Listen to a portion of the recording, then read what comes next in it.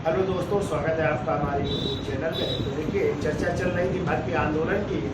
और भक्ति आंदोलन में जो है, पिछले वीडियो में आप लोगों ने पढ़ा था, जो है हमने चर्चा की थी शंकराचार्य की, रामानुजाचार्य की, माधवाचार्य की, ठीक है, निम्बारकाचार्य की। और आज चर्चा कर लेते हैं एक नए संत की, और वो है दादू दयाल। और दादू दयाल के जन्म की दो डेटें मिलती है, एक तो मिलती है 1544 और दूसरी मिलती 1554। तो 1554 ज़्यादा सही है और मृत की देर है 1600। तो इनके बारे में जान लेते हैं। तो देखिए, इनका जन्म हुआ था डेट पता ही है 1554 या 1544 को। कहाँ पे हुआ था? तो देखिए, अहमदाबाद गुजरात में हुआ था। अहमदाबाद गुजरात में इनका जन्म हुआ था। और इनकी मृत्यु की बात की जाए, इनकी मृत्यु हुई थी 1603 ईस्वी में नरौना गांव, या इसी का नाम नारायणपुर भी मिलता है। तो नारायणपुर गांव जो पड़ता है राजस्थान में, ठीक है। तो राजस्थान में इनकी मृत्यु हुई, नरौना गांव या नारायणपुर गांव में हुई, ठीक है। इनका प्रारंभिक नाम जो है, देखिए, इनका प्रारंभिक नाम, इनको महाबली कहते हैं। प्रारंभिक नाम इनका जो है महाबली था। और इन्हें जो है राजस्थान का कबीर कहते हैं। क्या कहते हैं? राजस्थान का कबीर भी कहा जाता है। उपनाम भी लो, उपनाम राजस्थान का कबीर कहते हैं। ध्यान रखिएगा, पूछा गया है कई बार। राजस्थान का कबीर कहा जाता है। इनका जो पंथ है या इनका जो संप्रदाय है या इनके जो अनुयायी थे, इनके अनुयायी क्या कहलाए?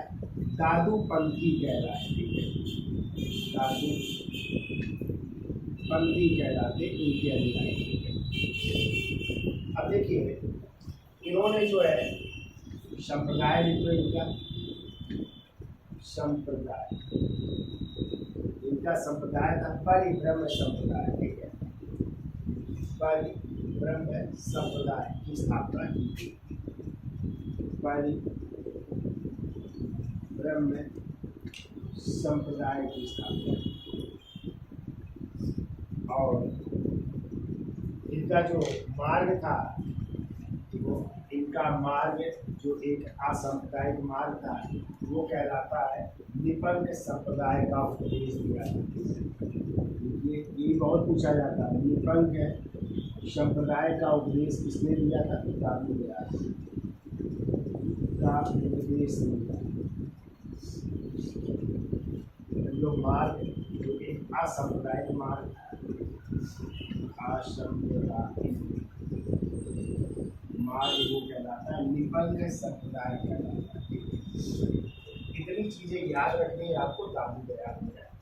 तो जन्म का अहमदाबाद गुजरात, मृत्यु 1603 में नरौना गांव या नारायणपुर गांव राजस्थान। प्रारंभिक नाम क्या था? महाबली। उपनाम क्या है? राजस्थान का कबीर कहते हैं। अनुयायी दादू पंथी कहलाते हैं।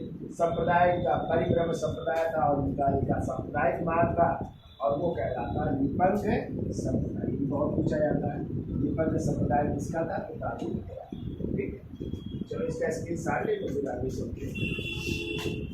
संत है मनोहरदास, जिनका टाइम है 1574 से 1682। चलिए, तो देखिए, इनका जन्म हुआ था। देखिए, इनका जन्म कब हुआ था? 1574 में हुआ था। कहाँ पे हुआ था? कड़ा। और कड़ा पड़ता था इलाहाबाद में। कड़ा मानिकपुर पड़ा है। कड़ा मानिकपुर की जागीर दी गई थी किसको? किस मुगल बादशाह को? अरे, किस मुगल बादशाह? गति को दी गई थी ना, अंग्रेजों ने दी थी। किससे लेकर के? अवध के नवाब सुजाउद्दौला से। कड़ा इलाहाबाद में हुआ था। और इनकी पुस्तकें लिख लो, पुस्तकें, एक तो पुस्तक थी रत्न खान और दूसरी पुस्तक थी ज्ञान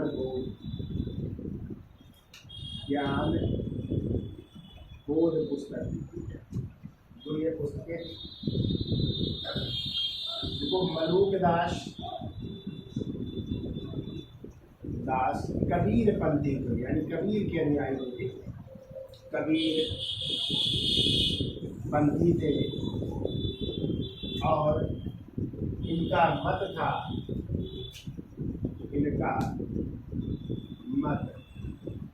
क्या मत था?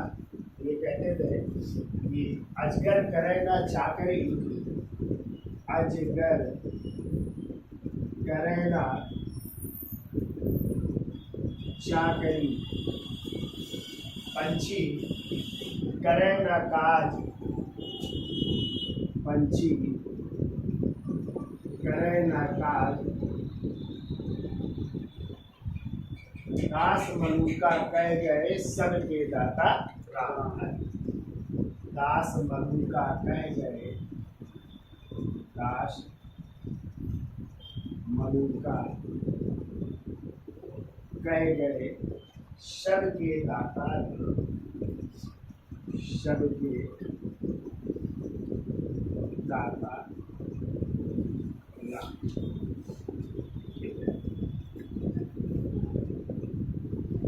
कहते हैं कि इतने चमत्कारी संत थे, इन्होंने एक शाही जहाज को डूबने से बचा दिया था। ठीक है, ये चमत्कारी संत थे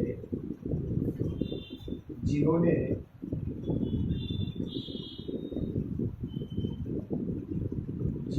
एक शाही जहाज को, राजाओं के जहाज को या किसी राज के जहाज को, शाही जहाज को डूबने से बचा दिया, डूबने से बचा। ये थे आपके मनोभाव। ठीक है, अब हम चर्चा कर लेते हैं महाराज के संतों की, जिनमें है ज्ञानदेव, रामदेव या रामदास है। ठीक है, ज्ञानेश्वर है, नामदेव है, बहुत सारे संत हैं, उनकी चर्चा कर लेते हैं। तो हेडिंग डाल लीजिए महाराष्ट्र के संत और इसका स्क्रीन शॉट। तो अगले महाराष्ट्र के संत है जिनका नाम है संत ज्ञानेश्वर। इनका देखो जन्म हुआ था, जन्म लिखिए आलंदी में, और आलिंदी पड़ता है महाराष्ट्र में। आलिंदी महाराष्ट्र में इनका जन्म हुआ था और इन्हें मराठा साहित्य का जनक कहा जाता है। ध्यान रखिएगा, मराठा साहित्य का जनक कहा जाता है, मराठा साहित्य का जनक कहा जाता है। इन्होंने भगवत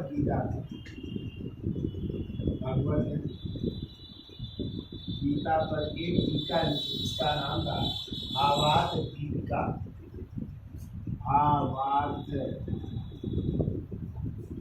दीपिका के नाम से टीका, के नाम से टीका को लोग समझ रहे हो? हाँ, गीता तो बहुत बड़ा संक्षिप्त रूप में, मतलब उसको संक्षिप्त रूप में लिख देना, वो टीका कहलाती है। ठीक है, और इनकी एक रचना है पूछी जाती है। इन्होंने कहा था, ज्योति से ज्योति जगाते चलो, प्रेम की गंगा बहाते चलो। पढ़ा है ना? तो इनकी रचना देखिए, ज्योति से ज्योति, ज्योति से ज्योति जगाते चलो, जगाते चलो, प्रेम की गंगा बहाते चलो, प्रेम की गंगा बहाते चलो। तो ये हो गए आपके संत ज्ञानेश्वर। अगले संत लिख लीजिए नामदेव। एक लिख लीजिए नामदेव, ये भी महाराष्ट्र के संत है और इनका टाइम है 1270 से 1350 ईस्वी। इनका जन्म लिख लो, जन्म हुआ था 1270 ईस्वी में महाराष्ट्र में जो है नरसी बामनी गांव, नरसी बामनी गांव जो पड़ता है सतारा में, सतारा महाराष्ट्र में हुआ। नरसी बामनी गांव सतारा महाराष्ट्र में हुआ था। इनके गुरु का नाम था विशोबा खेचर, विशोबा खेचर नाम था। इनकी माता का नाम था जोनाबाई, माता का नाम जोनाबाई नाम था।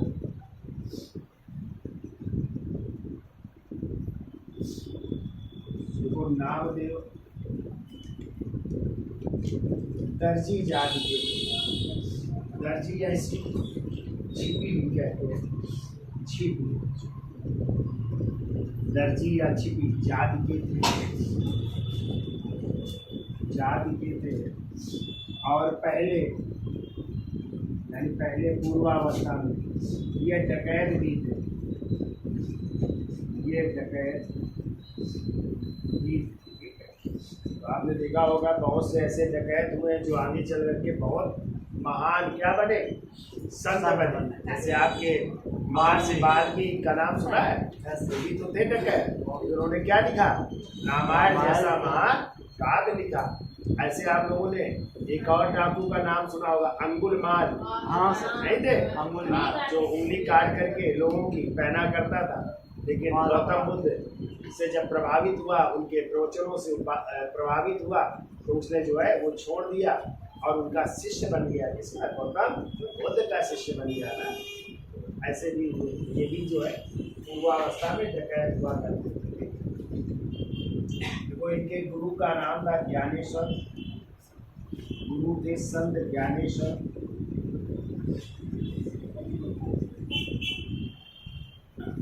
वो भी थे विशोबा खेचर, और वैसे ये भी माने जाते हैं। और इनका संबंध है एक संप्रदाय से, और वो है वरकारी संप्रदाय।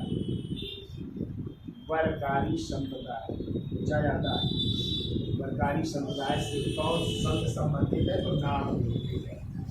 और ये वरकारी संप्रदाय जो है कृष्ण के उपासक, किसके, कृष्ण के उपासक। दो संप्रदाय, एक वरकारी संप्रदाय था, एक धरकारी संप्रदाय था। धरकारी संप्रदाय, और धरकारी संप्रदाय वाले ये राम के उपासक, भगवान राम के उपासक, और ये भगवान कृष्ण के उपासक वरकारी वाले हैं, वरकारी और धरकारी। तो ये थे संत ज्ञानेश्वर और संत नामदेव। ठीक है, अब हम चर्चा कर लेते हैं संत रामदास। और रामदास किसके गुरु थे, शिवाजी आध्यात्मिक गुरु थे ना, जिन्होंने एक किताब लिखी दास बोध है, उनकी चर्चा करें। इसका स्क्रीन शॉट है, तो फिर आगे चलते हैं। देखिए रामदास ये भी महाराष्ट्र के संत हैं। इनका देखो वास्तविक नाम क्या था, वास्तविक नाम, उनका वास्तविक नाम था नारायण सूर्यजी पंत नाम था, नारायण सूर्यजी पंत नाम था। और ये जो है शिवाजी के, मराठा छत्रपति शिवाजी महाराज के आध्यात्मिक, महाराज के आध्यात्मिक गुरु, आध्यात्मिक गुरु। इनकी रचना लिख लीजिए, इन्होंने रचना, क्योंकि इनकी पहली पुस्तक है इनकी दास बोध, दूसरी रचना है आनंद भुवन। आनंद भुवन।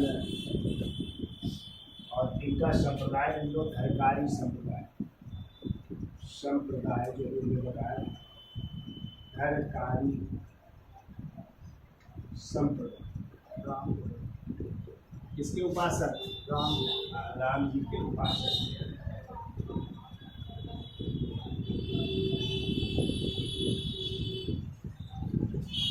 सरकारी वाले श्री कृष्ण के उपासक है। ठीक है,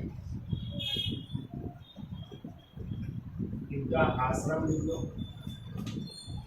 आश्रम लिखे इनका सज्जन गण दे। सज्जन गण देखो, ये मुगल बादशाह औरंगजेब के समकालीन थे। पूछा गया था किस मुगल बादशाह के समकालीन?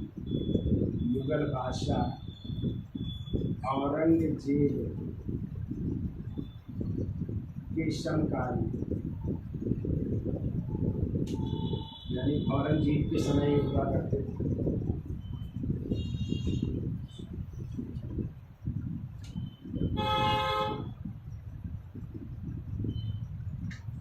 इनका जो है वस्त्र कैसे पहनते थे? इनके वस्त्र थे भगवा वस्त्र।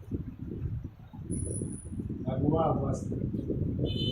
और इनका जो मराठों का ध्वज भी था वो भी कैसा था? भगवा ध्वज।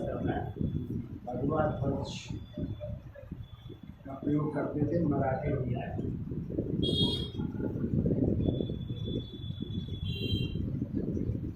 अब देखो ये अभिवादन में, अभिवादन जब करते थे किसी को, तो चूंकि इनका संप्रदाय क्या था? धरकारी। और किसके उपासक? राम। क्या क्या कहते थे? राम राम। जैसे आप लोग नहीं कहते हो राम राम जी क्या हाल है? कोई कोई कहता राधे राधे। आप मथुरा साहिब जाइए, वहाँ पे लोग राधे राधे कहते हैं, तो अलग अलग है। तो इनका अभिवादन राम राम कहते थे। राम राम कह करके अभिवादन करते थे।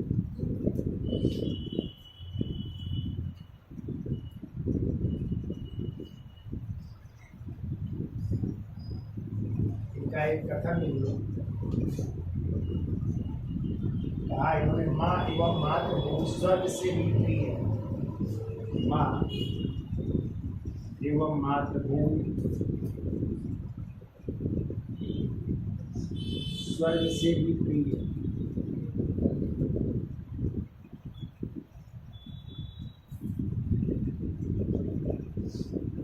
माँ एवं मातृभूमि स्वर्ग से भी प्रिय है। याद हो जाएगा। वास्तविक नाम नारायण सोम जी पर शिवाजी महाराज के आध्यात्मिक गुरु दक्षिणा दास बोध आनंद भुवन धरकारी संप्रदाय के संस्थापक, जो राम जी के उपासक थे। आश्रम का संचलन किस मुगल बादशाह के समकालीन, और राम जी जैसे वस्त्र पहनते थे भगवा, और ध्वज भी इनका भगवा था, जो मराठों का भी ध्वज हुआ करता था। अभिवादन में क्या कहते थे? राम राम। और इनका कथन था माँ एवं मातृ से भी है। ठीक है, अब हेडिंग डाल लीजिए एक नाम। इसका स्क्रीनशॉट ले लीजिए। हेडिंग डालिए एक नाम। हेडिंग डालिए अगले संत है महाराष्ट्र के एक नाम। ठीक है, इन्हें लिखो। इन्हें महाराष्ट्र का तुलसीदास कहते हैं। उपाधि लिखिए इनका, उपाधि लिखिए। इन्हें महाराष्ट्र का तुलसीदास कहा जाता है। तुलसीदास का नाम सुना? कहाँ हुआ था जन्म? राजापुर गांव, उत्तर प्रदेश। राजापुर गांव में ना दादाजी।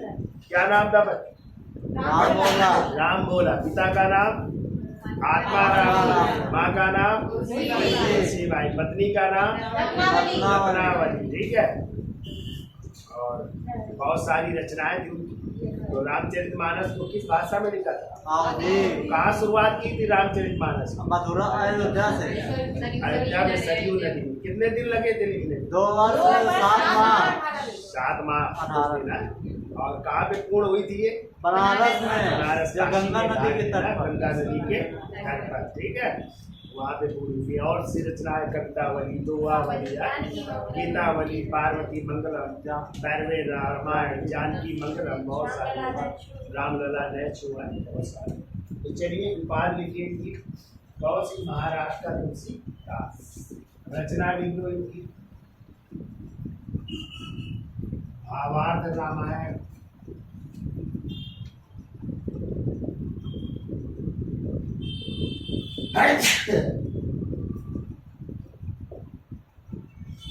भावार्थ रामायण, रुक्मणी स्वयंवर, रुक्मणी स्वयंवर। देखो भगवत गीता का मराठी में अनुवाद भी किया। भगवत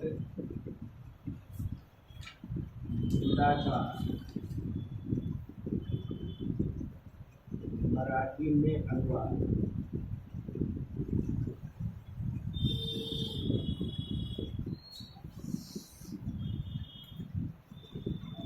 देखो इन्होंने महाराष्ट्र में सामूहिक भजन,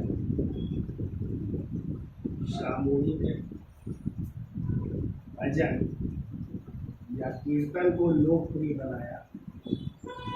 कीर्तन को लोकप्रिय बनाया।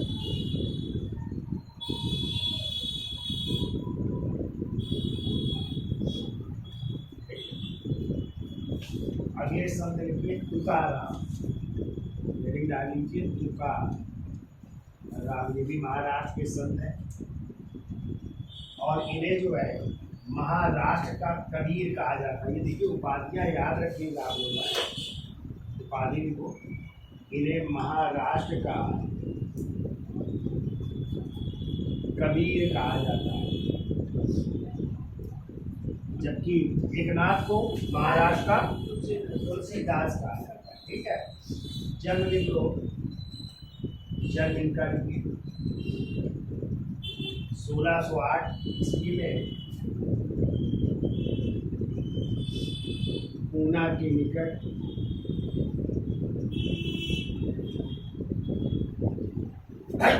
देहू नामक गांव में, देहू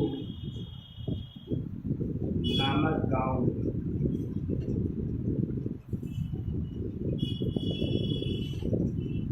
संप्रदाय लिख लो इनका वरकारी संप्रदाय से संबंधित है। वरकारी संप्रदाय।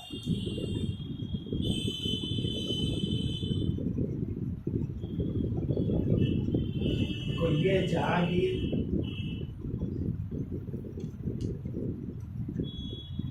व शिवाजी के समकालीन, जहांगीर और छत्रपति शिवाजी महाराज के समकालीन।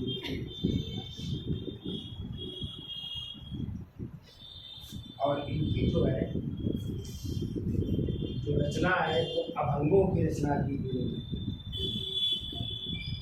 इन्होंने अभंगों की रचना की, अभंगों की रचना की। और अगले संत शंकर देव थे जिन्हें असम का चैतन्य महाप्रभु कहा जाता है। तो जल्दी जल्दी लिख लेते हैं इसके साथ वो इसका आगे चलते हैं। देखिए अगले संत है शंकर देव। टाइम है 1404 से 1568। इनकी उपाधि लिखिए जरा। उपाधि को इन्हें नारंग देव, नारंग देव। और दूसरा ये सबसे ज़्यादा पूछा जाता है, इन्हें असम का चैतन्य महाप्रभु कहते हैं। असम का चैतन्य महाप्रभु भी कहते हैं। ठीक है।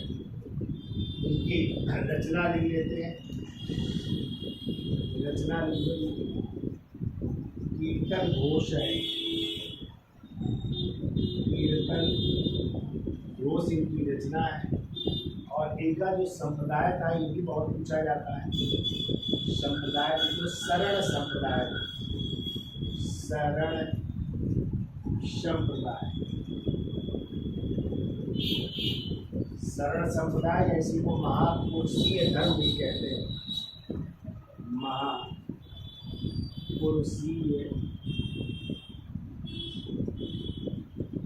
धर्म भी कहते हैं।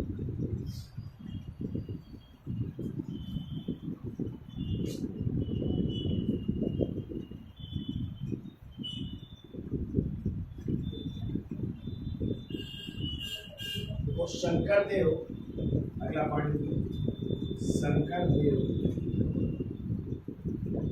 अकेले कृष्ण मार्गीय संत हैं। अकेले कृष्ण मार्गीय संत हैं जिन्होंने कृष्ण की मूर्ति के रूप में कृष्ण की मूर्ति का विरोध किया। कृष्ण की मूर्ति का विरोध किया, यानी मूर्ति पूजा नहीं होनी चाहिए।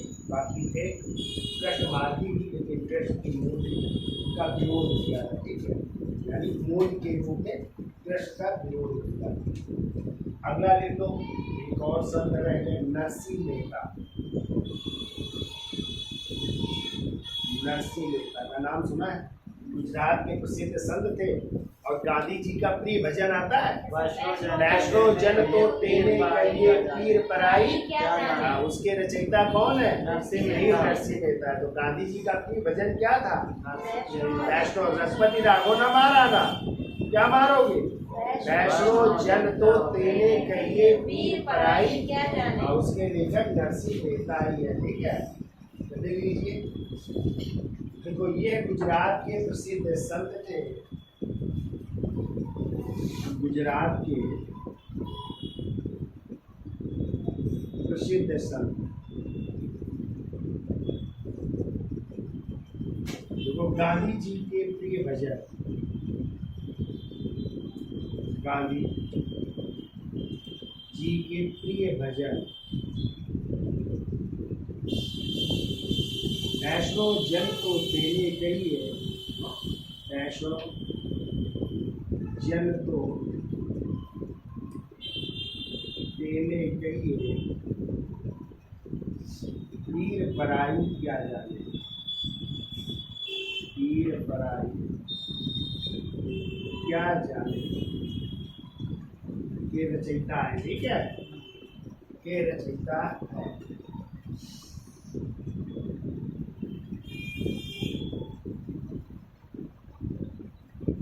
इनकी रचना लिखो या इनके गीत रचना लिखो। गीत के माध्यम से ये गाते थे। इनकी रचना है जिसका नाम है सूरत संग्राम नामक ग्रंथ है। सूरत संग्राम, इसमें भी कृष्ण भक्ति का उल्लेख मिलता है। ठीक है, राधा कृष्ण की प्रेम का चित्रण भी है। राधा कृष्ण के प्रेम का चित्रण,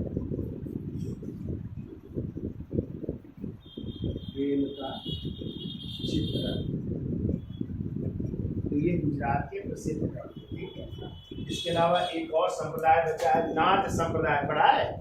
अभी आया था कि नाथ संप्रदाय के संस्थापक कौन थे? तो मच्छिंद्र नाथ या मत्स्येंद्र नाथ। लेकिन इसको आगे बढ़ाने का कार्य किया था उनके शिष्य बाबा गोरखनाथ। लेकिन संस्थापक पूछा जाए तो मच्छिंद्र नाथ या मत्स्येंद्र नाथ। लेकिन इस नाथ संप्रदाय को आगे बढ़ाने का कार्य किया था बाबा गोरखनाथ। ठीक है, तो इसका स्क्रीनशॉट ले लो, फिर आगे चलो।